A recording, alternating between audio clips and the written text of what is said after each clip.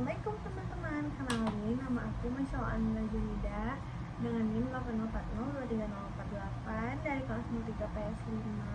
Aku punya satu project yang punya 8 dart sekaligus dalam satu project, dan kita bakal bahas ke 8-8-nya. Yang pertama udah pasti ada main dart, lalu yang kedua ada register page, login page, home page, mahasiswa list, mahasiswa edit, mahasiswa form, mahasiswa detail. Nah, ke-8 ini yang bakal kita bahas. Yuk, ikutin terus. Kita bakal mulai dari main dart dulu. Ada bagian atas, ada banyak tulisan import. Apa sih import itu, Kak? Nah, jadi import itu adalah tempat memasukkan berbagai package dan file dart yang akan digunakan di aplikasi. Jadi bagian ini tuh bakal ngimport library Flutter, material dart sebagai komponen user interface utama. Terus selain itu, paket Flutter Easy Loading digunakan untuk menampilkan loading indikator ketika aplikasi sedang memproses data. Sisa import merupakan file-file halaman seperti contoh form, edit, list, login, dan lain sebagainya yang digunakan sebagai rute navigasi di aplikasi. Dengan mengimpor semua halaman ini, aplikasi dapat berpindah antar penampilan menggunakan navigator. Lalu fungsi main di sini adalah sebagai titik awal eksekusi aplikasi Flutter. Di dalamnya terdapat run apps yang menjalankan widget utama, yaitu main app. Widget ini akan menjadi akar dari seluruh tampilan aplikasi. Main app dibuat sebagai stateless widget karena widget ini hanya bisa berisi konfigurasi aplikasi seperti tema, routing, dan halaman utama. Komponennya tidak membutuhkan perubahan state selama aplikasi berjalan, sehingga cukup menggunakan widget statis. Material apps adalah widget dasar yang menyusun aplikasi Flutter berbasis material design. Opsi The Books No Check Mode banner digunakan untuk menghilangkan label The Book di pojok kanan atas. Kemudian home register page menjadikan halaman register sebagai tampilan pertama saat aplikasi dibuka. Daftar routes untuk navigasi halaman. Lalu bagian ini mendefinisikan seluruh name route yang ada di aplikasi. Setiap string seperti mahasiswa form mewakili alamat navigasi, dan ketika dipanggil melalui navigator push name, aplikasi akan membuka halaman terkait. Pendekatan ini membuka manajemen navigasi lebih rapi dan mudah diatur, terutama ketika aplikasi memiliki banyak halaman. Property Builder digunakan untuk menginisialisasi easy loading, yaitu plugin yang menampilkan indikator loading ketika aplikasi sedang memproses perintah ke server. Dengan baris ini, easy loading langsung terpasang di seluruh aplikasi dan bisa dipanggil dengan mudah menggunakan easy loading.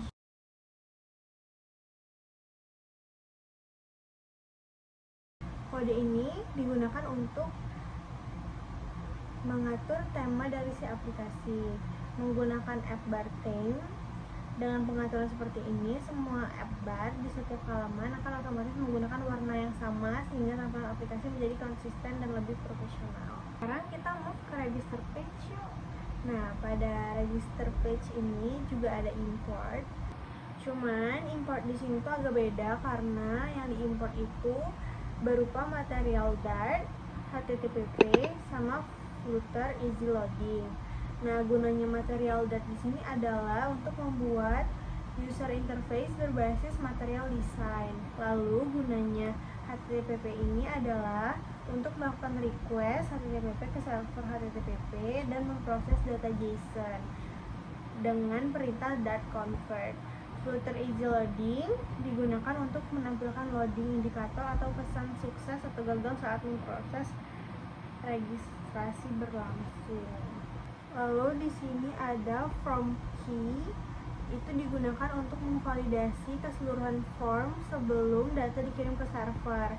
Nah, setiap kolom input memiliki text editing controller masing-masing agar nilai yang dimasukkan pengguna dapat diakses dan dikirim ke API. Scaffold di sini berguna untuk menjadi kerangka utama halaman register. Jadi app bar menampilkan judul pendaftaran user. Di bagian atas sebagai indikator halaman. Sedangkan single child scroll view digunakan agar halaman bisa digulir jika layar terlalu kecil. Container memberikan padding dan membuat konten memenuhi lebar layar. Kolom menata seluruh elemen secara vertikal dan berada di tengah halaman. Lalu, kegunaan konteks di sini adalah untuk menjadi judul di dalam halaman form untuk memberitahu pengguna bahwa mereka sedang melakukan registrasi. Nah, kalau untuk field yang ini tuh gunanya buat kita masukin email, terus sistem tuh juga bakal ngedetect kalau email tuh nggak boleh kosong. Kalau misalnya kosong, formnya jadi nggak bisa diproses. Kalau yang di bawahnya tuh digunain buat nge-input nama pengguna. Terus namanya juga sama, nggak boleh kosong. Nanti ada validatornya juga. Kalau yang ini sama juga, tapi dia versi masukin password. Nah, tapi bedanya di sini dia ada obscure text. True itu gunanya untuk menyembunyikan karakter biar aman. Nah, kalau bagian ini gunanya untuk menjalankan aksi registrasi. Pertama-tama nih, formnya divalidasi dulu. Terus kalau valid, indikator loadingnya ditampilin dengan easy loading tadi. Nah, data email, nama, password dikirim ke API menggunakan HTTP POST. Jika berhasil, statusnya bakal 201. Muncul pesan sukses dan pengguna diarahkan ke halaman baru. Nah, tapi kalau gagal, muncul pesan error dari API. Timeout 10 detik digunakan agar aplikasi tidak menunggu selamanya jika server terlambat. Terus fungsinya timeout 10 detik ini itu gunanya agar aplikasi tidak menunggu selamanya jika server terlambat. Nah, terus pada bagian ini itu gunanya untuk memberikan alternatif bagi pengguna yang sudah punya akun. Jadi ketika tombolnya kita klik, itu memungkinkan buat berpindah ke halaman login dari halaman login. Jadi ketika kita mengklik tombolnya, itu memungkinkan pengguna untuk berpindah yang awalnya dari halaman register menjadi ke halaman login. Terus kita bakal move ke login page. Bagian atas ini tuh sama kayak yang sebelumnya, kita import. Terus ini tampilannya, bisa kita masukin password, masukin email. Nah, sebenarnya yang paling penting pada bagian login ini adalah pada bagian dari sini nih, elevated button sampai ke sini. Nah, itu tuh gunanya untuk menjalankan aksi login. Yang pertama-tama formnya divalidasi dulu. Terus kalau valid, indikator loading bakal muncul. Data email dan password dikirim ke API menggunakan HTTP POST. Jika login berhasil, statusnya 200. Pengguna diarahkan ke halaman home. Jika gagal, pesan error akan ditampilin. Nah, timeoutnya itu 10 detik untuk mencegah aplikasi menunggu terlalu lama jika server terlambat. Terus, gunanya si row ini adalah untuk memberikan alternatif bagi pengguna yang belum memiliki akun. Jadi kalau misalnya nih kita masuknya ke halaman login, nanti kita ada pilihan lagi ke halaman registrasi. Biar kalau pengguna yang belum punya akun itu bisa move ke halaman registrasi dan bikin akun, di situ daftar akun. Contoh relationship-nya bakal kayak gini nih. Misal kalian belum punya akun, kalian bisa register dulu, tapi karena di sini aku udah punya akun, jadi waktu aku daftar katanya kayak gini nih. Nah, jadi aku login aja kan pakai email aku.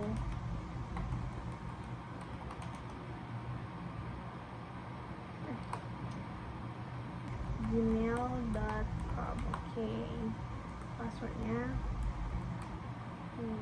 login. Tuh, bisa masuk kayak gitu dia. Terus gunanya mahasiswa list page di sini adalah untuk menampilkan data mahasiswa sebagai berikut. Ini aku bikin contohnya nih.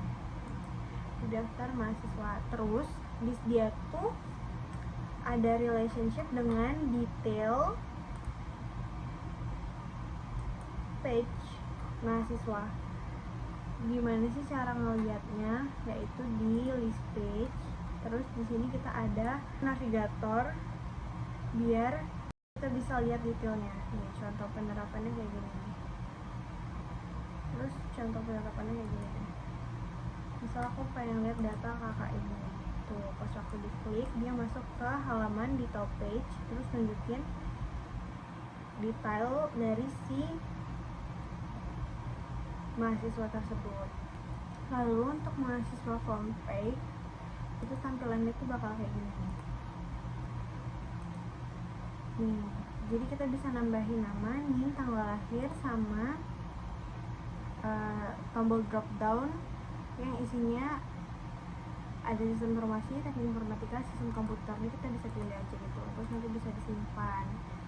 Terus kalau bedanya sama mahasiswa edit page, dia tuh untuk ngedit data. Di sini dia kuncinya.